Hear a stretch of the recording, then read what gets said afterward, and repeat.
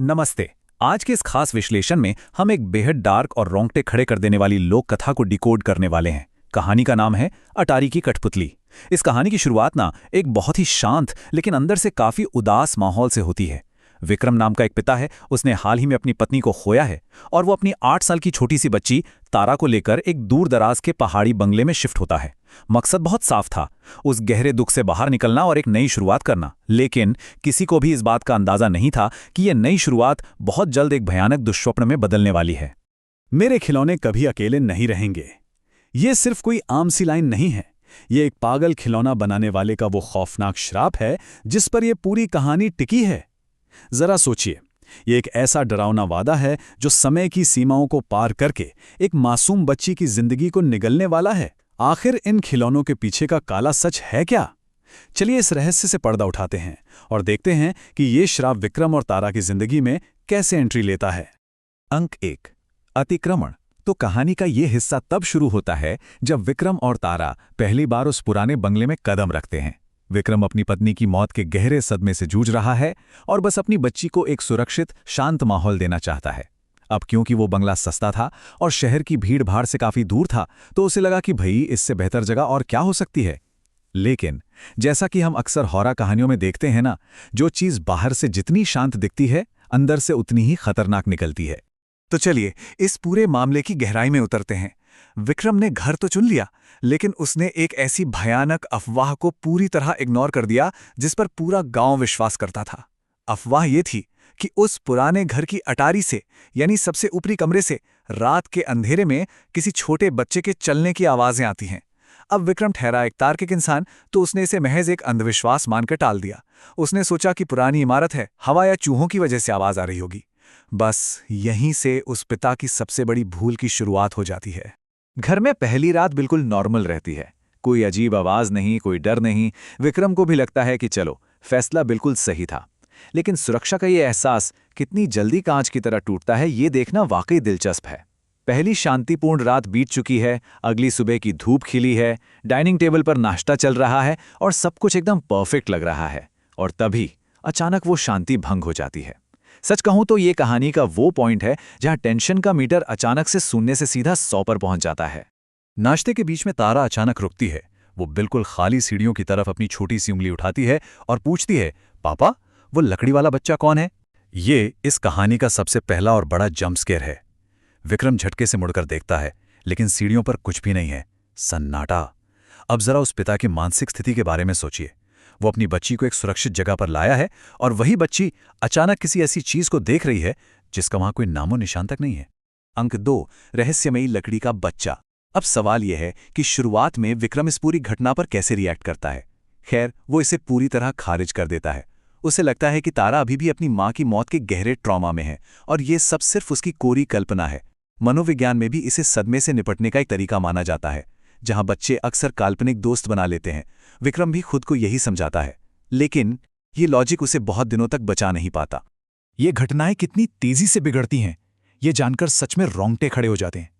देखिए, पहली रात बिल्कुल शांत। दूसरी सुबह तारा उस लकड़ी के बच्चे को देखती है।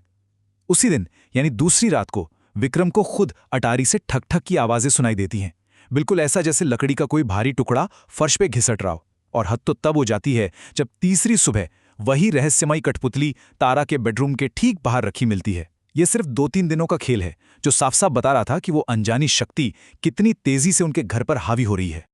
जब विक्रम दूसरी रात वो आवाजें सुनकर अटारी का दरवाजा खोलता है, तो सोचिए उसे क्या मिलता है। एक बहुत ही पुराना, धूल और कबाड़ से भरा कमरा। लेकिन उस कमरे के बिल्कुल बीचों बीच एक छोटी सी लकड़ी की कठपुतली रखी हुई है। इसका चेहरा किसी नॉर्मल खिलौने जैसा बिल्कुल नहीं है, ये हूबहू एक असली इंसान के बच्चे जैसा दिखता है। और सबसे डरावनी बात, उसकी कांच जैसी आंखें सीधे विक्रम को घूर रही हैं। विक्रम को पूरा यकीन था कि शिफ्ट होते वक्त उसने ये चीज वहां नहीं देखी थी, मतलब वो कठपुतली बस वहां अचानक से प्रकट हो गई थी। विक्रम घबराकर उस कठपुतली को उठाता है और एक पुराने बक्से में बंद कर देता है। उसे लगता है कि बात यहीं खत्म हो जाएगी, लेकिन ऐसा होता नहीं है। अगली सुबह वो कठपुतली बक्से से अपने आप बाहर निकलकर सीधे तारा के कमरे के सामने पहुंच जाती है। मतलब अब वो हॉरर सिर्फ अटारी तक सीमित नहीं रहा, वो उनके रहने की जगह में पूरी तरह घुस चुका है। और इसका सबसे भयानक असर किस पर हो रहा है? मासूम तारा पर। विक्रम नोटिस करता है कि तारा का बर्ताव बहुत अजीब होता जा रहा है। वो अब चुपचाप अकेले बैठती है और किसी अनदेखे दोस्त से फुसफुसाकर बातें करती है। वो धीरे धीरे खुद को अपने ही पिता से दूर कर रही है। ये कोई आम बात नहीं है, ये उस अलौकिक शक्ति की सोची समझी चाल है। वो तारा को मानसिक रूप से बिल्कुल अलग थलग कर रही है ताकि उस बच्ची पर उसका पूरा कंट्रोल हो सके। और ये बात बहुत ही शानदार तरीके से इस चीज को दर्शाती है कि ये कहानी सिर्फ किसी भूतिया पुतले के बारे में नहीं है, बल्कि एक गहरे मनोवैज्ञानिक खौफ के बारे में है। एक दिन तारा हंसते हुए अपने पिता से कहती है, वो कहते हैं उसे अंधेरे से डर लगता है। यकीन मानिए, ये लाइन किसी भी पिता की रूह कंपाने के लिए काफी है। तारा अब उस कठपुतली के साथ खुलकर संवाद कर रही है। वो उसके विचारों को, उसके डर को अपनी जुबान दे रही है। कठपुतली और तारा के बीच अब एक बहुत ही खतरनाक मानसिक कनेक्शन जुड़ चुका है। इसके बाद एक रात विक्रम तारा के कमरे से कुछ फुसफुसाने की आवाज सुनकर अंदर दौड़ता है। तारा अपने बिस्तर पर बैठी है और वो कठपुतली उसके ठीक सामने एक कुर्सी पर रखी है। लेकिन यहाँ एक बहुत ही भयानक डिटेल है। उस कठपुतली का सिर, जो पहले सीधा था, अब दरवाजे की तरफ मुड़ा हुआ है। मतलब जैसे ही विक्रम कमरे में घुसा, वो कठपुतली सीधे उसे ही देख रही है। ये एक बहुत ही मामूली सा लेकिन बेहद डरावना मोमेंट था। इसे देखकर विक्रम की हिम्मत पूरी तरह टूट जाती है और वो समझ जाता है कि अब किसी बाहरी इंसान की मदद लेनी ही पड़ेगी। खिलौने वाले का खौफनाक सच। बुरी तरह घबराया हुआ विक्रम भागकर गांव के एक बुजुर्ग खिलौना बनाने वाले गोपाल दादा के पास पहुंचता है। और यहीं पर इस कहानी का सबसे गहरा और स्याह रहस्य खुलकर सामने आता है। गोपाल दादा उस कठपुतली का हुलिया सुनते ही कांपने लगते हैं। वो उस लोक कथा का वो हिस्सा बताते हैं जो गांव की आम अफवाहों से कहीं ज्यादा भयानक है। यहाँ ना मासूमियत और एक खौफनाक सच्चाई के बीच का फासला साफ दिखाई देता है। हमारी आम धारणा क्या होती है? यही ना कि कोई खिलौने वाला बच्चों के चेहरों पर खुशी लाने के लिए लकड़ी के प्यारे प्यारे खिलौने बनाता है। लेकिन गोपाल दादा जो सच बताते हैं वो दिल दहला देने वाला है। सालों पहले उस गांव से छोटे बच्चे रहस्यमयी तरीके से गायब होने लगे थे। एक पागल खिलौना निर्माता उन बच्चों को मारता था और फिर उनकी ही हड्डियों का इस्तेमाल करके उन कठपुतलियों का ढांचा तैयार करता था। ये एक ऐसा सच है जो उस बंगले की डरावनी कहानी को एक बेहद ठोस और दर्दनाक हकीकत में बदल देता है। इसके बाद गोपाल दादा विक्रम को एक ऐसी चेतावनी देते हैं जो इस कहानी का टर्निंग पॉइंट साबित होती है। वो कहते हैं, अगर वो कठपुतली किसी बच्चे को अपना दोस्त मान ले तो फिर वो उसे कभी नहीं छोड़ती। अब स्थिति की गंभीरता को समझना मुश्किल नहीं है। यहाँ खतरा सिर्फ डरावनी आवाजों का नहीं रहा, बात सीधे तारा की जान पर आ गई है। विक्रम को ये एहसास हो जाता है कि अगर उसने तुरंत कुछ नहीं किया तो अपनी पत्नी के बाद अब वो अपनी इकलौती बेटी को भी हमेशा के लिए खो देगा। इस श्राप को आज ही खत्म करना होगा। अंक 3, अटारी में आखिरी रात।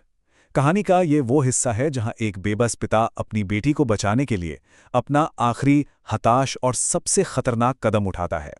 ये पूरी तरह से जानते हुए भी कि उस घर में क्या मौजूद है, विक्रम सीधे उस शैतानी शक्ति से टकराने का फैसला कर लेता है। तो चलिए विक्रम के उन हताश कदमों को डिकोड करते हैं। वो तेजी से उस कठपुतली को उठाता है और वापस उसी अटारी में ले जाता है। फिर वो उस लकड़ी की कठपुतली पर तेल डालकर आग लगा देता है। उसे लगता है कि आग से ये श्राप हमेशा के लिए जलकर भस्म हो जाएगा। बस कुछ सेकंड तक शांति रहती है, लेकिन फिर अचानक पूरे घर में बच्चों की दर्दनाक चीखें गूंजने लगती हैं। अटारी की दीवारों पर सैकड़ों नाखूनों के खरोंचने की भयानक आवाजें आने लगती हैं। सोचिए वो मंजर कैसा होगा। विक्रम पूरी तरह घबरा जाता है और अपनी बेटी तारा को देखने के लिए पागलों की तरह नीचे की तरफ भागता है। लेकिन आग लगाने से वो शैतानी चीज खत्म नहीं हुई थी। आग की उन भयंकर लपटों के बीच वो कठपुतली धीरे धीरे अपना सिर ऊपर उठाती है। उसकी वो कांच की आंखें अब आग में सुर्ख लाल चमक रही हैं। विक्रम का यह कदम उस शक्ति को खत्म करने के बजाय उसके सबसे भयानक और आदिम गुस्से को बाहर ले आता है। आग ने उसे मारा नहीं, बल्कि उसे पूरी तरह भड़का दिया था। और जब विक्रम सीढ़ियों से भागकर नीचे जा ही रहा होता है, तभी उसे नीचे से तारा की आवाज सुनाई देती है, पापा, उसे दर्द हो रहा है। ये कहानी का एक और ऐसा मोड़ है जो अंदर तक झकझोर देता है। अटारी में आग में जल रही कठपुतली का दर्द नीचे खड़ी तारा अपने शरीर में महसूस कर रही है। इससे एक बात बिल्कुल साफ हो जाती है कि तारा और उस कठपुतली के बीच का जो शारीरिक और भावनात्मक कनेक्शन था, वो अब पूरी तरह स्थापित हो चुका है। वो दोनों अब अलग नहीं हैं, वो एक हो चुके हैं। कठपुतली की मुस्कान। विक्रम जब हांफते हुए तारा के कमरे में पहुंचता है तो कमरा बिल्कुल खाली मिलता है। तारा वहां नहीं है। फर्श पर सिर्फ उसकी छोटी छोटी चप्पलें पड़ी हैं। और तभी ऊपर अटारी से धीरे धीरे बच्चों के खिलखिलाकर हंसने की अजीब सी आवाज आनी शुरू होती है। विक्रम का दिल जैसे बैठ सा जाता है। वो अपने कांपते हुए पैरों से वापस उसी अटारी की तरफ सीढ़ियां चढ़ने लगता है। जैसे ही वो ऊपर पहुंचता है, उसके सामने एक ऐसा दृश्य होता है जिसकी कोई कल्पना भी नहीं कर सकता। अटारी का दरवाजा धीरे से अपने आप खुल जाता है और अंदर अब सिर्फ एक कठपुतली नहीं है, उस घने अंधेरे में दर्जनों कठपुतलियां बैठी हैं। ये सभी उन मारे गए बच्चों की आत्माएं हैं जो उस पागल खिलौने वाले के श्राप में कैद हो चुकी हैं, और उन सब की चमकती हुई आंखें दरवाजे पर खड़े विक्रम को घूर रही हैं। एक पिता के लिए इससे ज्यादा खौफनाक दृश्य और क्या होगा। उसे अब समझ आ रहा था कि वो असल में कितनी बड़ी और भयानक शक्ति से लड़ रहा था। तो यहां सबसे अहम बात यह है कि उन दर्जनों कठपुतलियों के ठीक बीचों बीच तारा खड़ी है, लेकिन कुछ बहुत ही गलत हो चुका है। विक्रम गौर करता है कि उस पुरानी कठपुतली के लकड़ी के चेहरे पर जो एक डरावनी सी मुस्कान हमेशा चिपकी रहती थी ना, वो अब वहां नहीं है।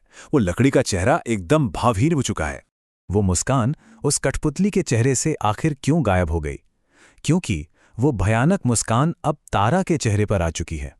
ये इस पूरी कहानी का सबसे बड़ा और सबसे दर्दनाक ट्विस्ट है।